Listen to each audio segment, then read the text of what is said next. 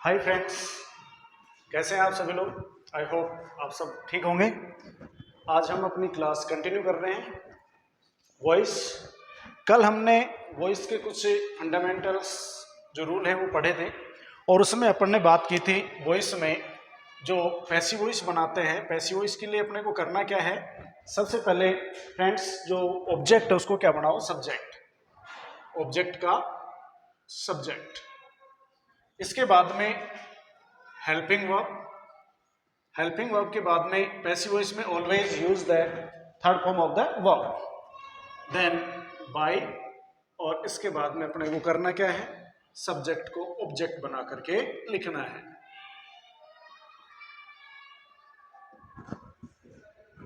अब फ्रेंड्स हम बात करते हैं कि अपने पास में कुछ अनइम्पोर्टेंट सब्जेक्ट्स भी होते हैं। जब पैसिव वॉइस बनाते हैं तो पैसिव वॉइस बनाते समय उन अनइम्पोर्टेंट सब्जेक्ट्स को क्या कर दिया जाता है, हटा दिया जाता है। जैसे वो अनइम्पोर्टेंट सब्जेक्ट्स कौन कौन से हैं, देखिए फ्रेंड्स, ये हैं we, they, people, all people,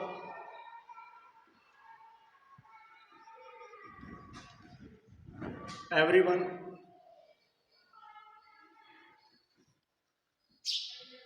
everyone, everybody,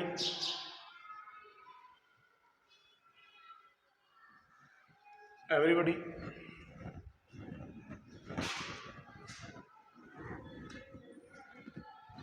someone,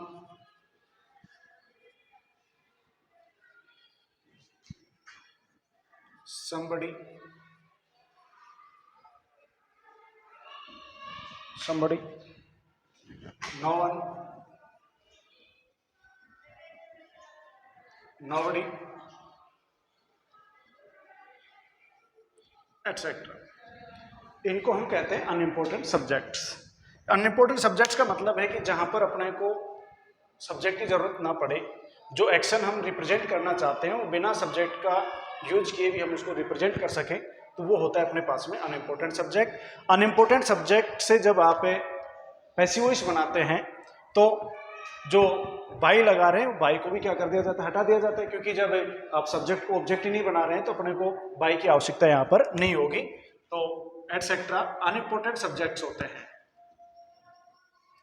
unimportant subjects हैं।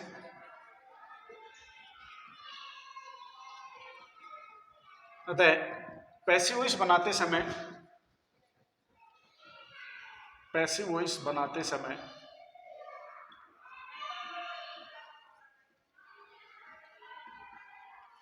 इनको हटा देते हैं, इनको हटा देते हैं तथा बाई का यूज भी नहीं किया जाता।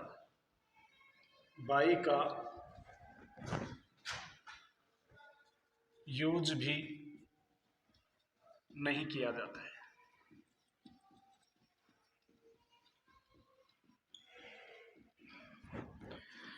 देखो, जब भी हम पैसिव वॉइस का कोई सेंटेंस बोल रहे हैं जहां पर अगर बिना उसको सब्जेक्ट को ऑब्जेक्ट में बदले, बिना उसका यूज किए अगर हम अपने सेंटेंस का पूरा मीनिंग रिप्रेजेंट कर सकते हैं तो वहां पर होता है वो अनइम्पोर्टेंट सब्जेक्ट्स। इसके कुछ एग्जाम्पल हम देखते हैं। जैसे इसमें भी कुछ प्रोनाउन है, जैसे वी है, they, people, all people, everyone, everybody, someone, somebody, no one, nobody, ये सब अनइम्पोर्टेंट सब्जेक्ट्स होते हैं और पैसिव वॉइस बनाते समय इन सब्जेक्ट्स को हटा दिया जाता है, यानी इनका ऑब्जेक्ट नहीं बनाया जाता है। तो देखिए, जैसे इसके कुछ एग्जाम्पल अपन देखते हैं। For example, someone has stolen my purse.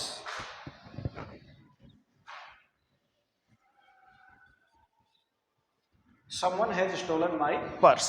इसका जब हम पैसिव वॉइस बनाएंगे तो देखिए यहां पर जो सब्जेक्ट है यहाँ पर वो है समवन, यानी अननोन है, पता नहीं कौन है कौन नहीं। उसके बाद में हैज स्टोलन वर्ब और माई पर्स, ये क्या है इसका ऑब्जेक्ट।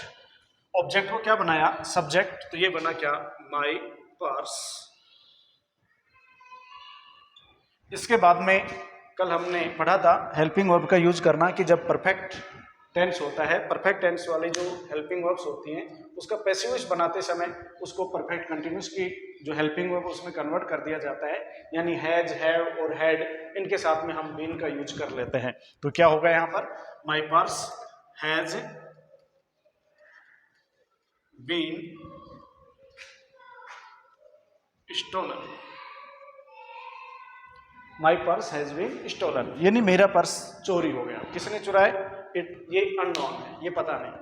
तो ये चीज होती है क्या, अनइम्पोर्टेंट सब्जेक्ट्स। और देखते हैं जैसे the police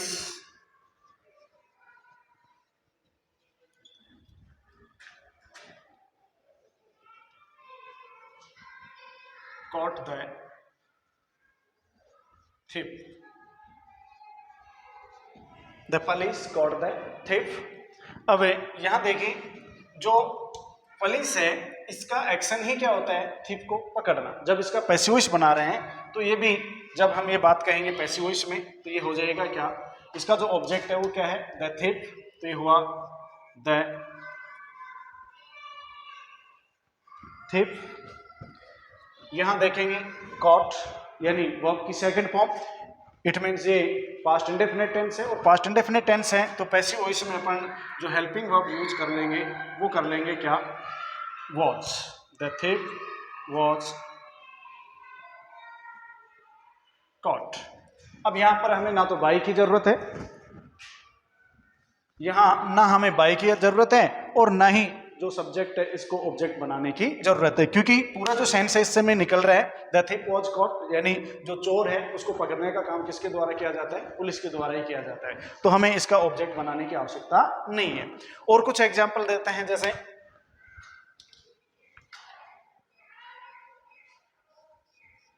no one can solve this problem, no one can solve this problem। यहां पर जो ऑब्जेक्ट अपने पास में वो है दिस प्रॉब्लम, इसको बनाया ऑब्जेक्ट, तो ये हुआ सब्जेक्ट बनाने पर दिस प्रॉब्लम।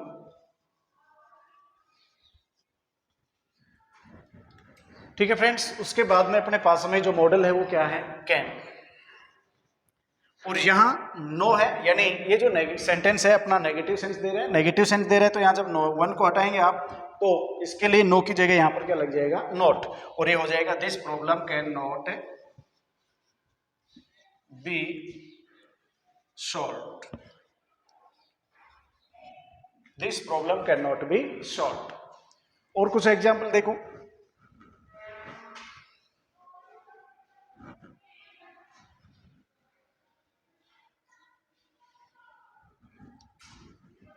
अभी देखते हैं कुछ एग्जाम्पल और लेते हैं दोस्तों इसके।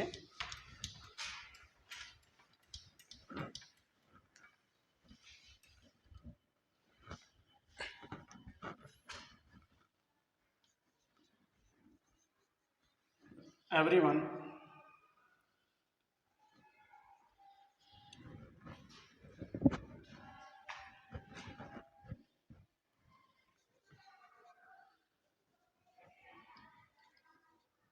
replied the question, everyone replied the question। तो क्या हो जाएगा, यहां पर ऑब्जेक्ट की बात करें तो वो हुआ यहां पर द क्वेश्चन, सब्जेक्ट बनाया द क्वेश्चन, सेकेंड फॉर्म है हेल्पिंग वर्ब हो जाएगी was replied। तो आई होप ये जो बात है वो आपको समझ में आई होगी कि जो अनइम्पोर्टेंट सब्जेक्ट है, अनइम्पोर्टेंट सब्जेक्ट से जब अपन पैसिव वॉइस बना रहे हैं तो पैसिव वॉइस बनाते समय अनइम्पोर्टेंट सब्जेक्ट को हटा दिया जाता है और हम बाई का यूज भी नहीं करते। इसके आगे हम इसी टॉपिक को और आगे लेते हैं, आगे बढ़ते हैं। तो क्या है देखिए,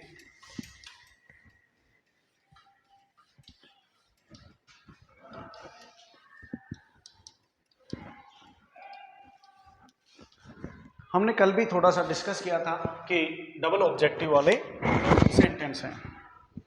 डबल ऑब्जेक्टिव सेंटेंस।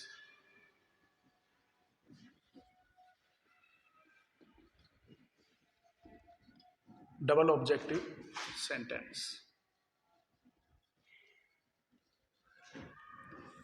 तो देखिए फ्रेंड्स, डबल डबल का मतलब होता है टू, यानी जिस सेंटेंस में दो ऑब्जेक्ट दिए होंगे, जिसमें आपके पास में एक है नाउन होगा और एक है प्रोनाउन होगा, तो जो प्रोनाउन आ रहा है वो आपका कहलाता है इनडायरेक्ट ऑब्जेक्ट, और जो नाउन आता है यानी कोई थिंग्स आती हैं उसको अपन कहते हैं डायरेक्ट ऑब्जेक्ट। तो लगभग तरीका यही है, बस थोड़ा सा इसमें चेंजेस है जो देखते हैं कैसे क्या करते हैं। देखिए जैसे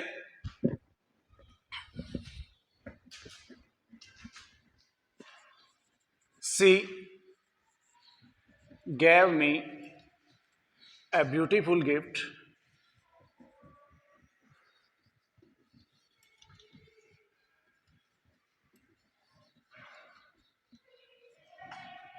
on my birthday।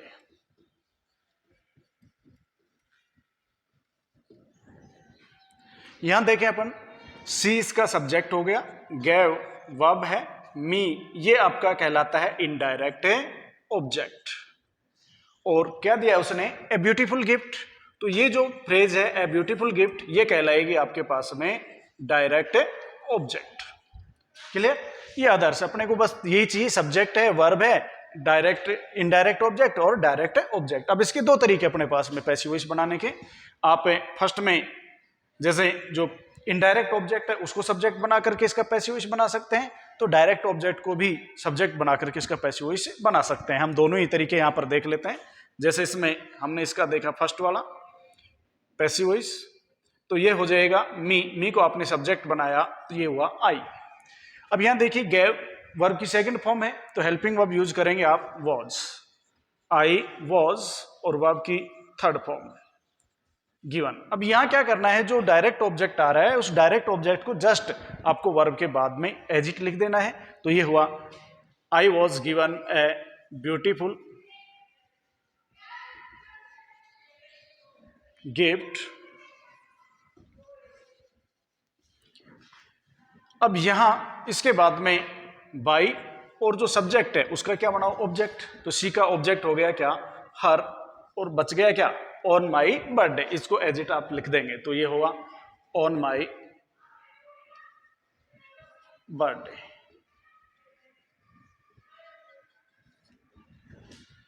ठीक है। और एक दूसरा जो है वो क्या है, आप इनडायरेक्ट डायरेक्ट ऑब्जेक्ट को सब्जेक्ट बना सकते हैं। यहां पर क्या है, ए ब्यूटीफुल गिफ्ट, इसको आपने बनाया सब्जेक्ट, तो ये हुआ ए ब्यूटीफुल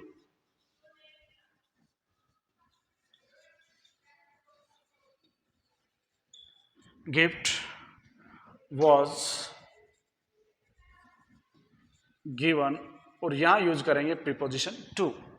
जो इनडायरेक्ट ऑब्जेक्ट इसको जस्ट इसके बाद में me, by, her, on my birthday.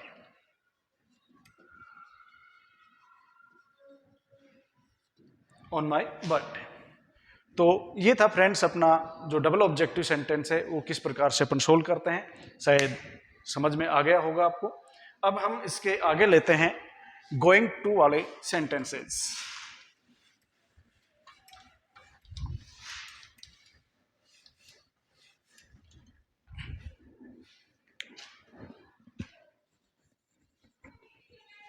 Going to वाले sentences,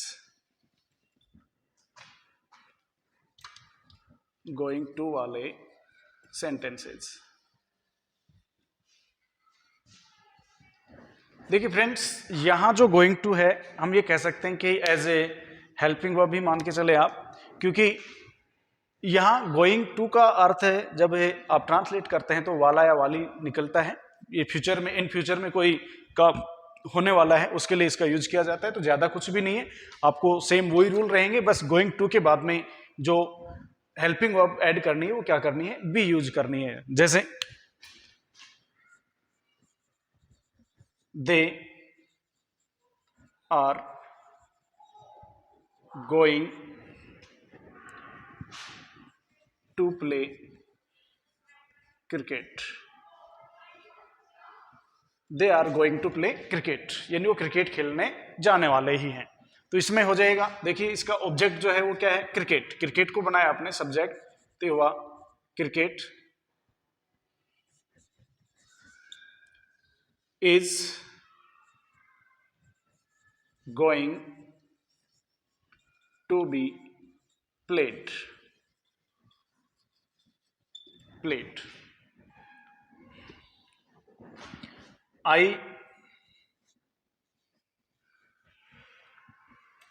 I was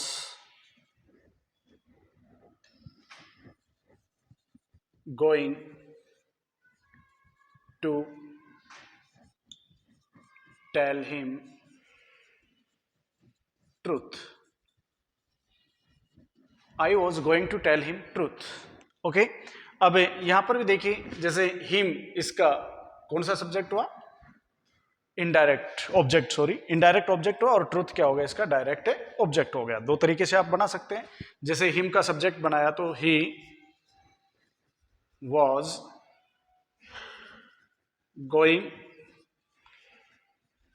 to be, he was going to be told truth. तो इस तरह से इसमें ज्यादा कुछ नहीं है, बस आपको गोइंग टू के बाद में क्या हेल्पिंग वर्ब यूज करनी है, बी जो हेल्पिंग वर्ब है इसका यूज आपको कर लेना है। ये अपना था गोइंग टू वाले सेंटेंसेस। आगे अगर हम बात करें तो आता है अपने पास में इंटरोगेटिव सेंटेंस, कि इंटरोगेटिव सेंटेंस का पैसिव वॉइस किस प्रकार से बनाते हैं वो अब हम सीखने जा रहे हैं। To make passive voice in interrogative sentence,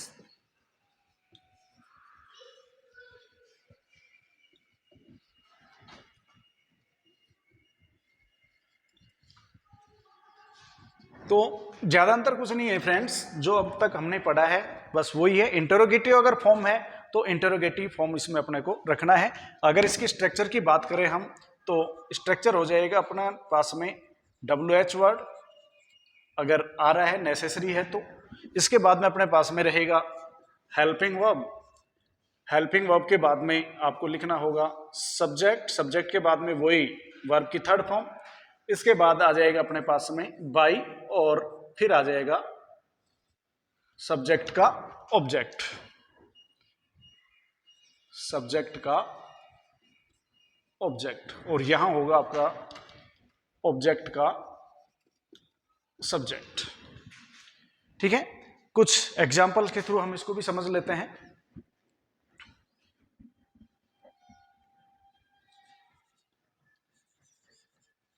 When will you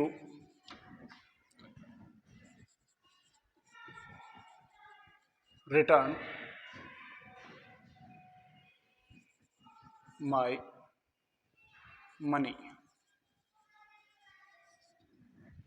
When will you return my money? तो ये अपने पास में एक इंटरोगेटिव सेंटेंस है। आप देख सकते हैं कि ये WH वर्ड से स्टार्ट हो रहा है, WH वर्ड से स्टार्ट हो रहा है। अब यहां पर अपने को करना क्या है, जो WH वर्ड आ रहा है वो WH वर्ड एज इट ही रहेगा, यानी वेहन क्या वेहन हो जाएगा। इसके बाद में अपने पास में यहां पर क्या है, ऑब्जेक्ट है माई मनी। इस ऑब्जेक्ट के अकॉर्डिंग ही अपने को हेल्पिंग वर्ब यूज करनी है। तो माई मनी यानी आई और वी के साथ में आप सेल का यूज करते हैं, बाकी सबके साथ में विल का ही यूज होता है, इसलिए क्या हो जाएगा वेन विल और माई मनी।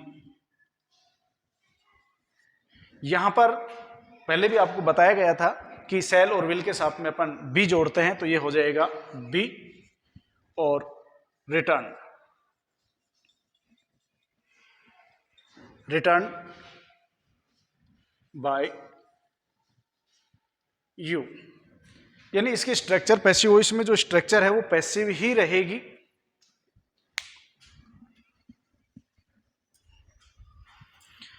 पैसिव में इसकी जो स्ट्रक्चर है वो पैसिव, ये इंटरोगेटिव स्ट्रक्चर है वो इंटरोगेटिव ही रहेगी, उसमें कोई चेंजेस नहीं होगा। और कुछ एग्जांपल अपन देख सकते हैं, जैसे are you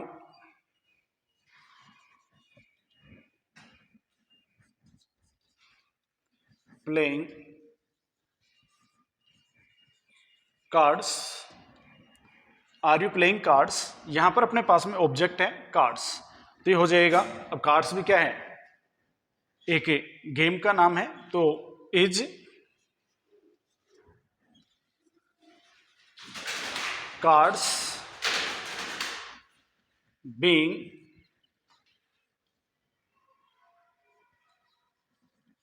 played by you.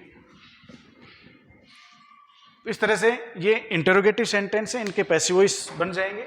अब आगे अपन बात करें तो इसमें कुछ एक अदर भी हैं, जैसे कई बार सेंटेंस हु से और बाय ये हुम से स्टार्ट होता है, तो उनका कैसे पैसिव वॉइस बनाते हैं वो एक बार और हम देख लेते हैं।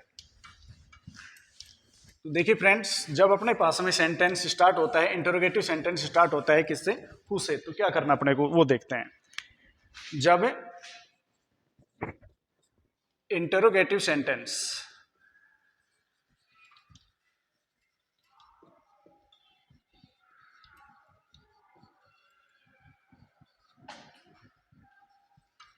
हु से शुरू हो तो क्या करेंगे, देखिए।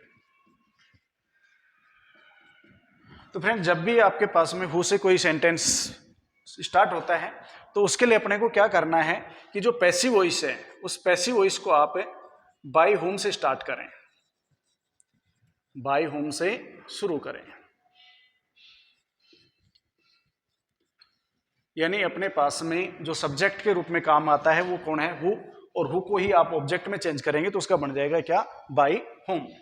फिर इसके बाद में नेक्स्ट स्टेप अपना हो जाएगा कि हेल्पिंग वर्ब का यूज करें। हेल्पिंग वर्ब यूज कर देंगे, आप सब्जेक्ट बना देंगे, ऑब्जेक्ट को सब्जेक्ट बना करके आप लिख देंगे, ऑब्जेक्ट को सब्जेक्ट बनाएं। और इसके बाद में अपने को करना क्या है, वही वर्ब की थर्ड फॉर्म, और इसके बाद में अगर कुछ बच जाता है तो वो आप क्या कर देंगे, लिख देंगे। थर्ड फॉर्म का यूज करें। अदर सेंटेंस अगर अपने पास में बच जाता है तो लिख देंगे। जैसे फॉर एग्जाम्पल अपन लेते हैं, who broke this beautiful plate. अब यहां अपने पास में जो हु है, हु को किस में चेंज करेंगे आप, बाय हुम में, तो ये हो गया बाय हुम। अब ऑब्जेक्ट है दिस ब्यूटीफुल प्लेट, जो कि सिंगुलर ही है, और सिंगुलर है तो जो हेल्पिंग वर्ब है वो क्या आ जाएगी, ब्रोक के अकॉर्डिंग। ब्रोक में वर्ब की सेकंड फॉर्म है तो आप क्या यूज करेंगे, वॉज। बाय हुम वॉज, और जो ऑब्जेक्ट है क्या, दिस ब्यूटीफुल प्लेट, इसको क्या बनाएंगे आप, सब्जेक्ट बनाएंगे, तो ये हो जाएगा दिस ब्यूटीफुल प्लेट, और वर्ब की कौन सी फॉर्म यूज करनी है, थर्ड फॉर्म, तो ये हो जाएगा ब्रोकन। आई होप आपको समझ में आया होगा। और एक दो एग्जाम्पल अपन देख लेते हैं।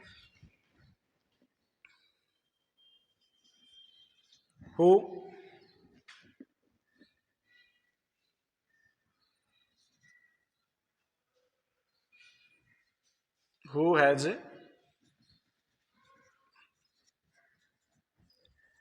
stolen my book from here। ये सेंटेंस अपन ने लिया। अब यहां पर देखो ये हु से स्टार्ट हो रहा है, तो आप क्या करेंगे, हु को बाय हुम में, तो हो गया by whom.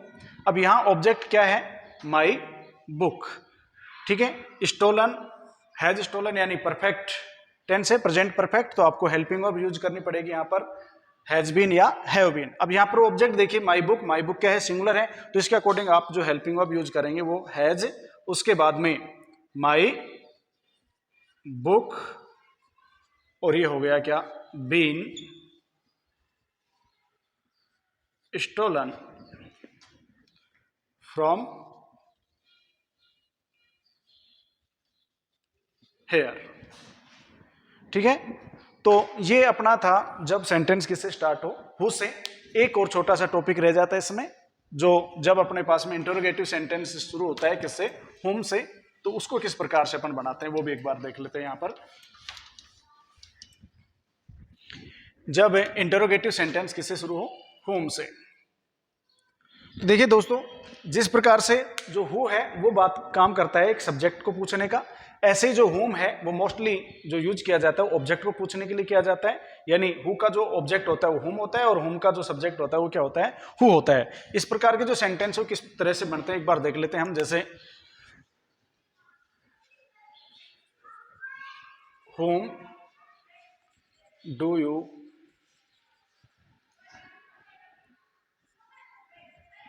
know here? whom do you know here? किस प्रकार से करेंगे, जो whom है इसको आप चेंज करें किसमें, who में। ठीक है, अब यहां पर देखिए जो हेल्पिंग वर्ब आ रही है अपने पास में वो आ रही है डू। जब डू या डज या फिर फर्स्ट फॉर्म ऐसे येस आती है तो अपने को हेल्पिंग वर्ब यूज करनी होती है क्या, इज। और हु के साथ में मोस्टली जो हेल्पिंग वर्ब यूज होती है वो सिंगुलर ही होती है। अगर अपने पास में ऑब्जेक्ट का सब्जेक्ट नहीं है तो ये हो जाएगा क्या, who is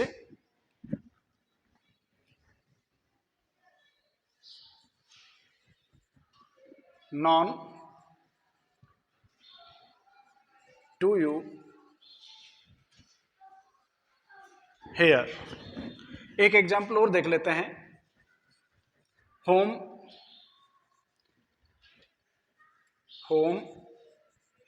did you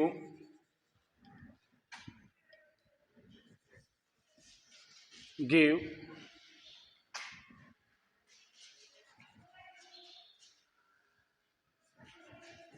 her English book yesterday।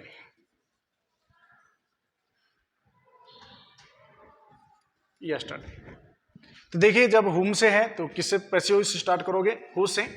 और वही है यहां पर जो ऑब्जेक्ट का काम कर रहा है वो है हर इंग्लिश बुक, तो क्या हो जाएगा, हु वॉज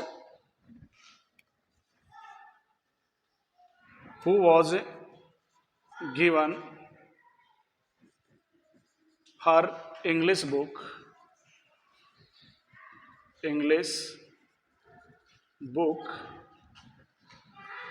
बाय यू